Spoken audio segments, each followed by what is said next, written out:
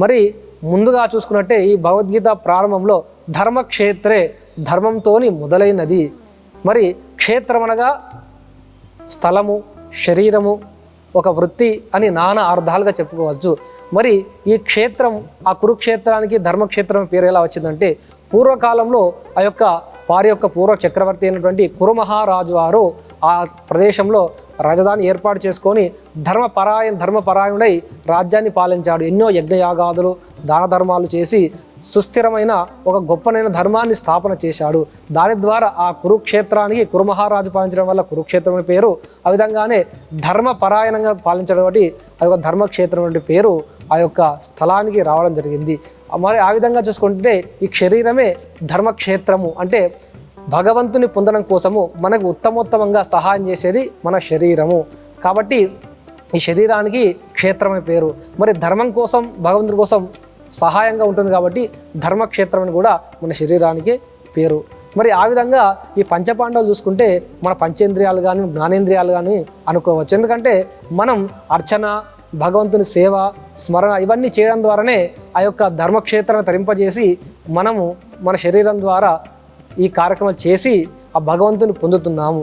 కాబట్టి ఆ పాండవులు కూడా ధర్మానికి ప్రతీకలు కాబట్టి ఆ పాండవులు కూడా పంచేంద్రియాలుగా కానీ జ్ఞానేంద్రియాలుగా కానీ తీసుకోవచ్చు.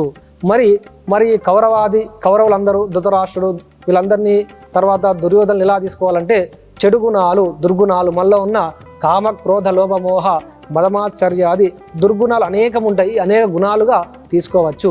మరి మన ఇంద్రియాలని వశముంచుకొని ఈ దుర్గుణాలన్నింటినీ కూడా మనము పోగొట్టడమే ఈ యొక్క ధర్మయుద్ధంగా ఇక్కడ చెప్పడం జరుగుతుంది. మరి ఈ క్షేత్రాన్ని భగవంతుడు నానా అర్థాలుగా చెప్పడం జరిగింది. మరి సామాన్య అర్థంగా మన గీతలో అనుసరించి చెప్పుకోవాల్సి వస్తే ఆ ధర్మక్షేత్రము, ఆ స్థలము, అందులో యుద్ధానికి సిద్ధంగా ఉన్న పాండవులు, అంటే నావారైన కౌరవులు, ఆ యొక్క పాండవులు ఏమి చేశారు సంజయ్ అని చెప్పేసి మొదటి శ్లోకంలో ధృతరాష్ట్రుడు చెప్పి ఉన్నాడు. మరి మన సుస్పష్టంగా తెలుసుకోవాల్సిన విషయం ఇక్కడ ఏంటంటే నావారు, పరాయవారు అనే భావన తనలో మొదటి నుండి ఉంది కాబట్టి ఇటువంటి యుద్ధానికి తావు లభించినది. మరి చక్రవర్తి అనేవాడు అందరినీ కూడా, ప్రజల్ని కూడా తనవారు అనే భావనలో ఉండాలి. మరి సొంత తమ్ముడ కుమారులను కూడా తాను పరాయివారుగా చూడడమే ఈ యొక్క యుద్ధానికి కారణం అని చెప్పేసి మనం ఇక్కడ చెప్పుకోవచ్చును. మరి భగవద్గీత ఈ మొదటి శ్లోకం నుంచి చివరి శ్లోకం, ప్రతి శ్లోకంలో కూడా మానవుని నిత్య జీవితంలో అవసరమయ్యే ప్రతి విషయాన్ని కూడా తెలియజేస్తూ ఉన్నాయి. మరి 18 అధ్యాయాలు ఈ గీతలో చెప్పడం జరిగింది. మరి స్వయంగా భగవంతుడు చెప్పితే ఆ యొక్క చెప్పిన విషయాన్ని సంజయుడు ధృతరాష్ట్రుడు చెప్పాడు. మరి వేదవ్యాస మహర్షి తాను ఈ మహాభారతంలో 1,00,000 శ్లోకాల్లో ఈ యొక్క 701 శ్లోకాలను కూడా చేర్చడం జరిగింది. మరి స్వయంగా ఆ విఘ్నేశ్వరుడే తాను స్వహస్తాలతో లిఖించడం జరిగింది ఈ యొక్క భగవద్గీతను. మరి ముందుగా చూసుకున్నట్టయితే భగవంతుడు సర్వోపనిషదో గావో దోగ్ధా గోపాలందన భారత చతుర్భోక్త దుగ్ధం గీతామృతం మహతు. అంటే సర్వ ఉపనిషత్తులు గోవులు, దోగ్ధ గోపాలందన, ఆ గోపాలకుడు, పాలు పితికేవాడు ఆ శ్రీకృష్ణ భగవానుడు. భారత చతుర్భోక్త దుగ్ధం గీతామృతం మహతు. అయితే ఆ ఆవు దూడ ఏదైతే ఉందో అది అర్జునుడు. మరి ఆ పాలు సేవించే వాళ్ళు గోపాలు అని చెప్పేసి మనకు ముందుగా చెప్పడం జరిగింది. అయితే గోవు తన పాలు తాను స్వీకరించదు. మరి ఆ గోవు ఇచ్చినటువంటి పాలు పూర్తిగా ఆ దూడకే లభించినట్టయితే మరి గోవును పెంచుకున్న వ్యక్తి ఏమైపోవాలి?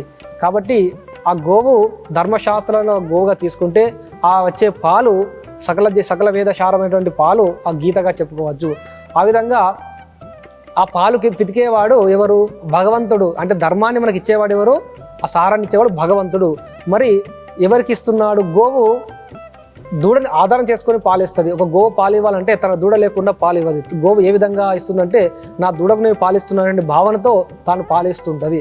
ఆ విధంగానే భగవంతుడు కేవలం అర్జున్ నిమిత్తంగా చేసుకొని ఈ ధర్మ గ్రంథాన్ని ముందు కాలానికి ప్రజలకు తెలియజేయడం జరిగింది. మరి అందరూ కూడా అనుకుంటారు కేవలం అర్జునుని కోసం మాత్రమే భగవద్గీత చెప్పడం జరిగింది అని చెప్పేసి అనుకుంటారు. అది పూర్తిగా సత్యం కాదు. అర్జున్ నిమిత్తం చేసుకొని ప్రతి ఒక్క మానవులకు అవసరమైన దివ్య జ్ఞానాన్ని స్వయంగా భగవంతుడు అందించాడని చెప్పేసి మనం ఈ ఒక్క శ్లోకం ద్వారా తెలుసుకోవచ్చు.